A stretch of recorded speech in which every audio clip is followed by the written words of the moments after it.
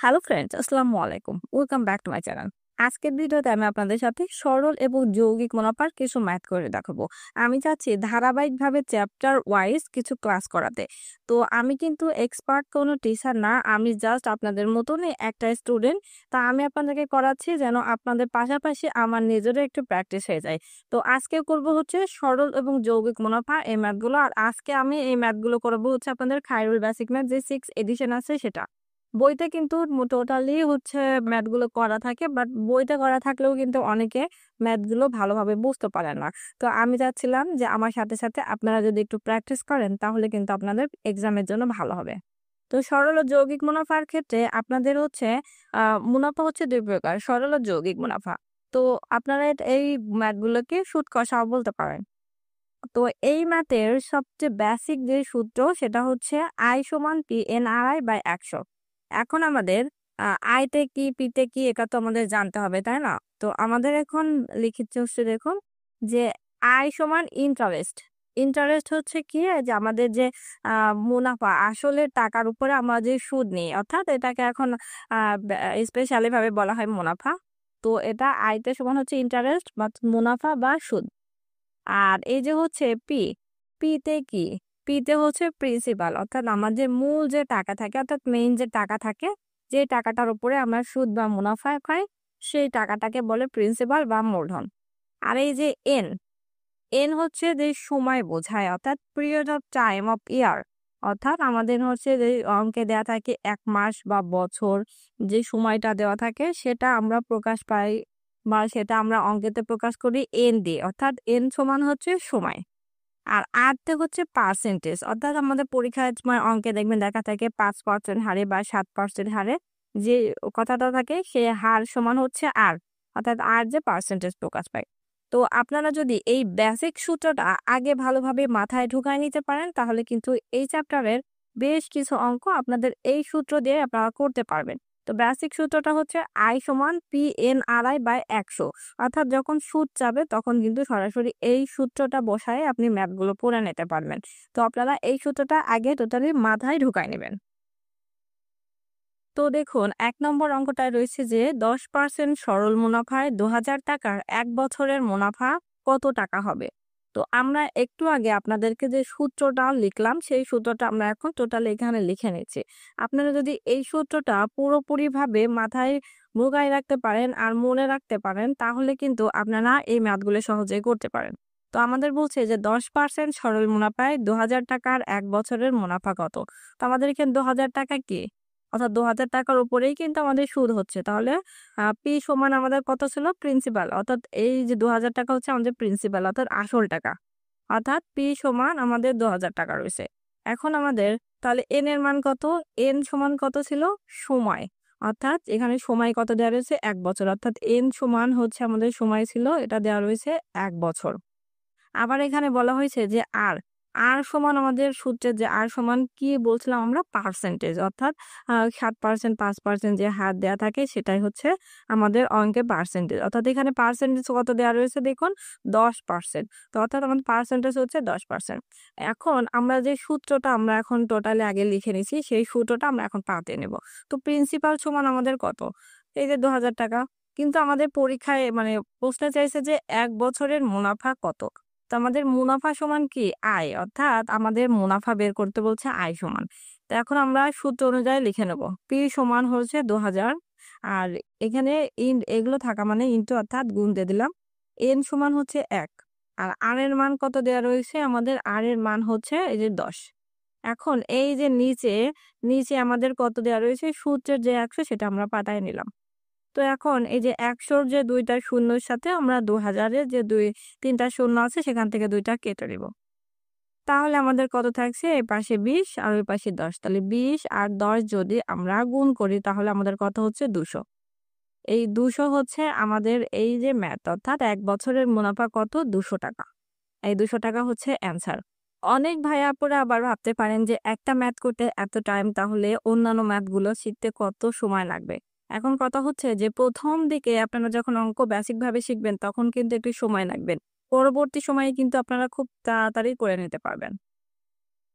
তো দেখুন এখন ২ নম্বর অঙ্কে বলা হয়েছে যে বার্ষিক ১২% মুনাফায় ১০,০০০ টাকার ৪ বছরের মুনাফা কত?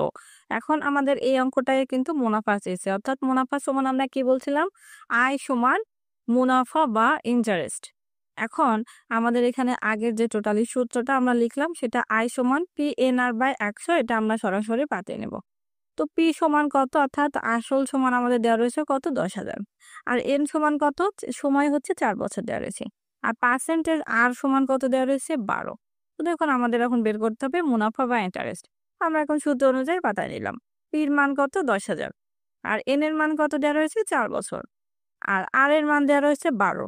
আর এই যে সূত্রের ১০০। এখন আমরা কাটাকুটি করে নেব। ১০০ র ২টা শূন্যর সাথে ১০,০০০ এর ২টো শূন্য আমরা কেটে দিলাম। তাহলে ১০০, ৪ আর ১২ যদি আমরা গুণ করি তাহলে হচ্ছে ৪ বরং ৪৮ আর ১০০ ৪৮০০। এই ৪৮০০ হচ্ছে আমাদের অ্যান্সার। দেখছেন কত ইজি না? ৩ নম্বর অঙ্কে দেখুন বলা হয়েছে যে বার্ষিক শতকরা মুনাফার হার ১২ টাকা হলে ২,০০০ টাকার ৫ বছরের মুনাফা কত? এখানেও কিন্তু মুনাফা চেয়েছে অর্থাৎ মুনাফা সমান কত? আয়। এখন অনেকে বলতে পারেন যে আপু একই টাইপের একই সূত্র দিয়ে আপনি একই অঙ্ক বারবার কেন করাচ্ছেন? তো আপনাদেরকে বলবো যে একই মানে যে সূত্র দিয়ে কিন্তু অনেকগুলা ম্যাথ আছে খাতার বেসিক ম্যাথে। তো আমি আপনাদেরকে বারবার এজন্য করাচ্ছি যেন আপনাদের এটা মাথায় ঢুকে যায়। তো আমাদের যেহেতু চাইছে কি মুনাফা, মুনাফা সমান কত? আয়। এখন আমাদের পি এর মান কত দেওয়া রয়েছে? যে ২,০০০ টাকা। আর এন এর মান কত দেওয়া রয়েছে? এন এর মান অর্থাৎ সময় দেওয়া রয়েছে ৫ বছর। আর পার্সেন্টেজ আমাদের কত দেওয়া রয়েছে? এখানে কিন্তু পার্সেন্টেজ আবার উল্লেখ করে দিইনি। এখানে লিখছে যে মুনাফার হার। সরাসরি লিখে দিছে। তো মুনাফার হর আর সমান হচ্ছে কত? ১২। এখন আমরা এটা সরাসরি পাতিয়ে নেব। অর্থাৎ পি এর মান হচ্ছে ২,০০০, এন এর মান কত দেওয়া রয়েছে? ৫ বছর। আর এর মান আমাদের দেওয়া রয়েছে কত? ১২। তো এখন আমরা সরাসরি পাতিয়ে নিলাম আর সূত্রের ১০০। এখন কাটাকুটি করে নেব। এই যে ১০০ র ২টা শূন্যর সাথে ২,০০০ এর ২টা শূন্য কেটে দিলাম। তাহলে ৫ বরং ৬০ আর ৬০ দিয়ে যদি আমরা আবার এখন ২০ কে গুণ করি তাহলে আমাদের কি হবে? তো দেখুন আমরা এখানে সরাসরি পাতায় নিচ্ছি অর্থাৎ ২০ এখানে করি ২০ গুণ ৫ হচ্ছে ১০০ গুণ ১২ অর্থাৎ আমাদের ১২০০ হচ্ছে অ্যান্সার। খুব ইজি মনে হচ্ছে না অঙ্কগুলো? তো আপনারা এভাবেই যদি বাসায় একই টাইপের অঙ্ক অনেকগুলো ট্রাই করেন তাহলে কিন্তু খুব সহজেই হয়ে যাবে। ৪ নম্বর অঙ্কটায় বলা হয়েছে যে বার্ষিক শতকরা ৫ টাকা হারে ৫০০ টাকার ৩ বছরের সরল মুনাফা কত? অনেকেই আবার বলেন যে আপু আগে তো মুনাফা ছিল এখন হচ্ছে এখানে সরল মুনাফা দিছে তাহলে কি হবে? তাহলে হয়তো এটা আবার অন্য রকমের ম্যাথ। এটা একদমই ভিন্ন কথা। সরল মুনাফাও আপনাকে যেটা বলবে অর্থাৎ আয় সমান মুনাফা আবার ওই আয় সমানের হচ্ছে সরল মুনাফা। অর্থাৎ আপনাদেরকে মাথায় পরীক্ষার হলে একটু প্যাঁচ লাগানোর জন্য এই যে সরল মুনাফাটা দিয়ে দেয়। আমিও এই জিনিসটা আগে মনে করতাম অন্যটা। তা আমাদের এখানে চাইছে সরল মুনাফা কত অর্থাৎ সে আয় সমান কত। কারণ আমাদের বেসিক যে সূত্র সেটা আমরা লিখে নিলাম অর্থাৎ আয় সমান PNRY/১০০। এখন আমাদের পি এর মান কত দেওয়া রয়েছে? এই যে আসল ৫০০ টাকা। আর এন এর মান দেওয়া রয়েছে ৩ বছর। আর এর মান দেওয়া রয়েছে ৫ টাকা হারে অর্থাৎ পার্সেন্টেজ দেওয়া রয়েছে ৫ টাকা। এখন আমরা সূত্রটা লিখে নেব। পি এর মান হচ্ছে ৫০০ গুণ এন এর মান হচ্ছে ৩ আর এর মান দেওয়া রয়েছে আর সমান হচ্ছে ৫ টাকা। এই যে ১০০ সূত্র। ১০০ র ২টা শূন্যর সাথে আমরা ৫০০ ২টা শূন্য কেটে দিব। তাহলে হচ্ছে থাকছে ৫। ৩ ৫ হচ্ছে ১৫ আর ৫ ১৫ কত হচ্ছে? ৫ ১৫ হচ্ছে ৭৫ টাকা। এই যে এটা হচ্ছে আমাদের অ্যান্সার। ৫ নম্বর অঙ্কটা এখানে বলেছে যে বার্ষিক শতকরা ১০ টাকা হার সরল সুদে ৪৫০০ টাকার ৩ বছরের সুদ কত? এখানে কিন্তু একটা প্যাচ লাগাই দিয়েছে এই যে সরল সুদে। এই যে সরল সুদে যখন আমরা দেখব তখন কিন্তু আমাদের মাথায় একটা অন্যরকম কাজ করবে যে এখানে সরল সুদ বলছে কেন? এই যে সরল সুদটা যখন লেখা থাকবে পরীক্ষার হলে সরল সুদটা মনে করবেন যে পরীক্ষার খাতায় এটা লেখা নাই। সরল সুদটা আপনারা মনে করেন যে এমনিতেই যে মুনাফা আসল ছিল সেটাই হয়ে যাবে। অর্থাৎ আমাদের এখানে বলছে যে ৫ বছরের সুদ কত চাইছে। অর্থাৎ সুদ চাইছে অর্থাৎ মুনাফা ৩ বছরের সুদ চাইছে। সরাসরি আমরা বেসিক যে সূত্রটা সেটা লিখে নেব। তা পির মান আমাদের কত যে সরল সুদে ৪৫০০ টাকা যেখানে লেখা রয়েছে ওই ৪৫০০ টাকাই হচ্ছে আমাদের আসল অর্থাৎ পির মান। এন সমান ৩ বছর আর এর মান দেওয়া রয়েছে ১০ বছর। সরাসরি আমরা এগুলো বাতিয়ে নেব। অর্থাৎ আমরা এখানে ৪৫০০ টাকা লিখে দিলাম হচ্ছে পির মান, এন এর মান হচ্ছে ৩ বছর, আর এর মান ১০ টাকা, আর সূত্রের ১০০। ১০০ দুইটা শূন্যর সাথে ৪৫০০ দুইটা শূন্য আমরা কেটে দিলাম। এখন আমাদের থাকছে হচ্ছে ৪৫ গুণ ৩ গুণ ১০, অর্থাৎ ৩ ১০ = ৩০ আর ৪৫। ৪৫ আর ৩০ যদি আমরা এখন গুণ করি তাহলে কত হচ্ছে? ১৩৫০ হচ্ছে। এই ১৩৫০ হচ্ছে আমাদের উত্তর, অর্থাৎ ৩ বছরের সুদ হচ্ছে ১৩৫০। দেখুন ৬ নম্বর অঙ্কটাই বলা হয়েছে যে প্রতি বছর শতকরা ৮ টাকা হারে লাভের চুক্তিতে ১,০০০ টাকা বিনিয়োগ করে ২ বছর পর ওই বিনিয়োগকারী মোট কত টাকা পাবে। এখানে অঙ্কটাই কিন্তু এখানে বলা হয়নি মুনাফা বা সুদের কথা, কিন্তু এখানে কথাটা হচ্ছে লুকায়িত আছে। অর্থাৎ বলেছে যে প্রতি বছর শতকরা ৮ টাকা হারে লাভের চুক্তিতে, অর্থাৎ লাভ দিচ্ছে কোন টাকার উপরে? এই যে ১,০০০ টাকার উপরে বলেছে বিনিয়োগ করলে, অর্থাৎ বিনিয়োগ করা মানে হচ্ছে সুদ বা মুনাফাতে সে দিচ্ছে। অর্থাৎ ২ বছর পরে ওই বিনিয়োগকারী মানে যে আপনাকে টাকাটা সুদে দিচ্ছে সে মোট কত টাকা পাবে, অর্থাৎ কি পাবে, এই কি পাবে অর্থাৎ কত টাকা পাবে, এই কত টাকার মাঝেই কিন্তু লুকায় আছে সে কি পাবে, তাকে সুদ বা মুনাফা পাবে। তো এখানে বের করতে বলছে সুদ। তো এই যে বিনিয়োগকারী কথাটা শুনেই কিন্তু আমরা মাথাটা গুলাই ফেলি। এখানে এখানে হচ্ছে বিনিয়োগকারী মোট কত টাকা পাবে, কি পাবে, সুদ। এই এখন সুদের আমরা যে সূত্রটা সেটা আই সমান PNR/100 লিখে নিলাম। পির মান দেওয়া রয়েছে কত? ১,০০০ টাকা। এর এর মান কত দেওয়া রয়েছে? সমান, সময় হচ্ছে ২ বছর। আর এর মান অর্থাৎ পার্সেন্টে দেওয়া রয়েছে ৮। পাতিয়ে নিয়ে সবগুলো এখন আমরা সূত্রের ১০০ দিলাম। কাটাকুটি করে নেব। ১০০ দুইটা শূন্যর সাথে ১,০০০ এর দুইটা শূন্য আমরা কেটে দিলাম। তাহলে এই পাশে থাকে ১০ দুগুণে ২০ আর এই যে ৮। ৮ দুগুণে ১৬, অর্থাৎ ১৬০ টাকা। এই ১৬০ টাকা হচ্ছে আমাদের অ্যান্সার, অর্থাৎ ওই বিনিয়োগকারী মোট ১৬০ টাকা পাবে। পরবর্তী অঙ্কটা অর্থাৎ ৭ নম্বর অঙ্কে বলা হয়েছে যে সুদের হার শতকরা ৬ টাকা হলে ৬৫০ টাকার ৭ বছরের সুদ কত হবে। এই অঙ্কটাই কিন্তু একেবারে সরাসরি বলে দিচ্ছে, অর্থাৎ সুদ কত হবে। অর্থাৎ সুদ মানে কি? মুনাফা। মুনাফা সমান হচ্ছে কি? আয়। অর্থাৎ আয় সমানই হচ্ছে মুনাফা বা সুদ। এখন আমাদের বের করতে বলছে সুদ, অর্থাৎ আয় সমান আমরা যে মেইন যে সূত্রটা সেটা আমরা লিখে নেব, অর্থাৎ আয় সমান PNRI/100। এখন আমরা সূত্রটা লিখে নিছি। এখন আমাদের আসল যে টাকা অর্থাৎ পির মান, ক্যাপিটাল বা হচ্ছে আমাদের মেইন যে আসল টাকা সেটা হচ্ছে ৬৫০, এটা পির মান। এন এর মান সময় কত? ৭ বছর। আর এর মান তো দেওয়াই রয়েছে, এই যে সুদের হার, অর্থাৎ সুদের হার দেওয়া রয়েছে ৬। এখন আমরা সরাসরি যে সূত্রটা আছে সেটা লিখে নেব, অর্থাৎ পির মান ৬৫০ গুণ এন এর মান ৭ গুণ আর এর মান ৬, নিচে সূত্রের ১০০। এখন আমরা কাটাকুটি করে নেব। ১০০-র সাথে একটা শূন্যের সাথে ৬৫০-এর একটা শূন্য আমরা কেটে দেব। উপরে আছে ৬, ৬কে আমরা ২ দিয়ে যদি কাটি তাহলে হচ্ছে ৩ দুগুণে ৬, আর ১০কে কাটলে ৫ দুগুণে ১০। ৫ দিয়ে আবার ৬৫কে কাটলে হচ্ছে ৫ তারাং ৬৫। তাহলে আমাদের উপরে রয়েছে ৩ ৭ ২১ আর হচ্ছে ওইদিকে ১৩। ১৩ আর ২১ যদি আমরা গুণ করি তাহলে হচ্ছে আমাদের কত হয় দেখুন। ১৩ আর ২১ যদি গুণ করি তাহলে আমাদের হচ্ছে গুণ করে হয় ২৭৩, আর ২৭৩ হচ্ছে ম্যাথের অ্যান্সার। ৮ নম্বর অঙ্কটায় দেখুন আমাদের এখানে বলা হয়েছে যে রহিমা ২০% সরল সুদে ৮০০ টাকা এবং ১৫% সরল সুদে ৬০০ টাকা বিনিয়োগ করলো, অর্থাৎ ১ বছরে তাদের কত টাকা সুদ হবে। এখানে এই যে দুইটা লাইনের যে অঙ্কটা আছে এটা দেখেই কিন্তু আমাদের মাথায় কিন্তু একটু অন্যরকম কাজ করতেছে যে দুইটা ম্যাথ আমরা দুইটা পার্টের অঙ্ক কিভাবে করব। তো দেখুন আমাদের এখানে দুইটা পার্ট আছে, অর্থাৎ রহিমা ২০% সরল সুদে ৮০০ টাকা আর ১৫% সরল সুদে ৬০০ টাকা বিনিয়োগ করলো, অর্থাৎ সে এত টাকা তাকে মোট সুদে ছাড়লো, এক কথায় যেটাকে বলে। তো আমাদের আগে প্রথম লাইনের আমাদের কাজটা করতে হবে। তো প্রথম লাইনের আমাদের হচ্ছে কাজ হচ্ছে দেখুন যে রহিমা ২০% সরল সুদে ৮০০ টাকা, আর দ্বিতীয় লাইনের কাজ হচ্ছে ১৫% সরল সুদে ৬০০ টাকা, অর্থাৎ আমাদের আর এর মান দেওয়া রয়েছে আর পি এর মান দেওয়া রয়েছে, আর আমাদের দেওয়া রয়েছে বছর, অর্থাৎ সময় দেওয়া রয়েছে ১ বছর। আমাদের বের করতে বলছে কি সুদ।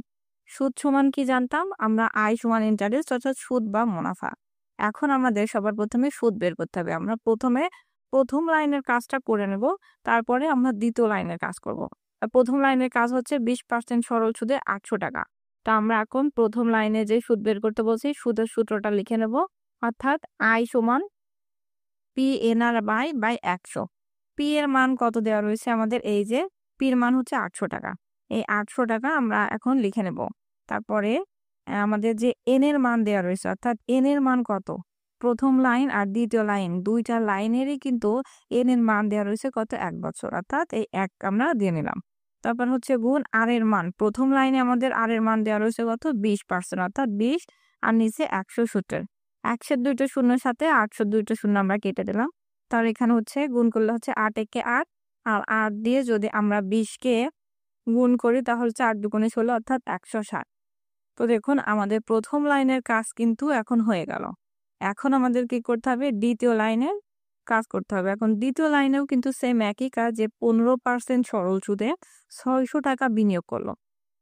এখন আমাদের প্রথম লাইনে কিন্তু আমরা সুদ বের করছি, এখন দ্বিতীয় লাইনে সেম সূত্র আমরা প্রয়োগ করে কিন্তু সেম আমরা সুদটা বের করে নেব। তা দ্বিতীয় লাইনে আমাদের আবারও সুদ বের করতে বলছে, তো আমরা আবারও লিখবো আই সমান T N R I by 100। তো এখন আমাদের প্রথম লাইনে আমরা যেরকম পার্সেন্টেজ অর্থাৎ পির মান এন এর মান পাইছি সেরকম এখানেও কিন্তু দেওয়া রয়েছে। অর্থাৎ পি হচ্ছে এই যে 600 টাকা হচ্ছে আমাদের আসল, অর্থাৎ এই টাকার উপরেই কিন্তু আমাদের সুদ নিয়েছে 1 বছরে। অর্থাৎ পির মান আমাদের দেওয়া রয়েছে 600 আর এর মান দেওয়া রয়েছে 15। অর্থাৎ পির মান 600 গুণ এখন আমরা এন এর মান আমরা প্রথম লাইনেও যেরকম 1 বছর ছিল দ্বিতীয় লাইনেও 1 বছর, আর এর মান হচ্ছে 15 বাই নিচে 100, সূত্রের 100। 100 দুইটা শূন্যর সাথে 600 দুইটা শূন্য কাটলাম, অর্থাৎ 15 দিয়ে এখন আমরা 6 কে গুণ করে নেব। তাহলে হচ্ছে 4 15 হচ্ছে 60, আর 6 15 হচ্ছে আমাদের আমি গুণ করে নিচ্ছি 5 37 শূন্য হাতে থাকে 3, 5 থেকে 5 হাতে 90।